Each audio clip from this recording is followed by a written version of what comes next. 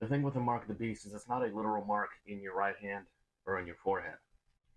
What we've got to understand about the book of Revelation is that it's highly, highly symbolic. Who is the beast? Go watch my pinned video on who the Antichrist is. It's the Vatican. Who's the image of the beast? Apostate evangelicals. Again, go watch the pinned video on both of those topics. So if it's not a literal physical mark, what does it mean by saying the mark is in your hand or on your forehead? First off, your hands are what you work with.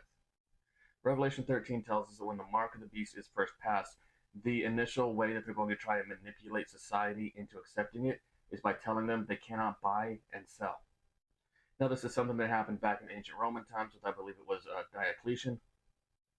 We saw rationing happen during World War II. So it's not a stretch, it's not an impossibility to say that it's going to happen again. And so people will go along with it just because they want to be able to buy food to eat. That's what it means to receive the mark in your hand. But there will be a far greater number of people who go along with it because they truly believe in it. That is what is symbolized by having the mark in your forehead. Because right here behind your forehead is your frontal lobe. This is where you do your critical thinking, you do your critical thinking decisions, you worship, it's where your morality is. And so there will be many people who go along with the mark because they truly believe that the mark of the beast is the solution to all of life's problems. If you haven't read his book, Roger Morneau's book, Charmed by Darkness, I highly recommend you read it. One of the things he learned while he was in a satanic secret society before God saved him out of it was that as times in this world get harder and harder, the common people are going to demand a Sunday law. That is what the mark of the beast will become.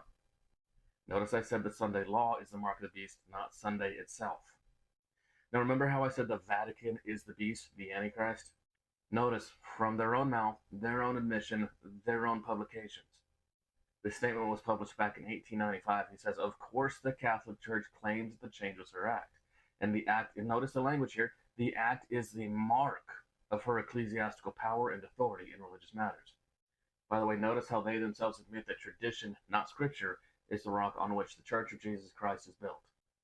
Never mind the fact that the Catholic Church is not the church that Jesus Christ built. So no, the mark is not some literal physical mark that you will be able to see with your eyes. And if you want to know what the seal of God is, check out my book right here. You can find it on Amazon, The Gospel of the Sabbath. Chapter 10 talks about it.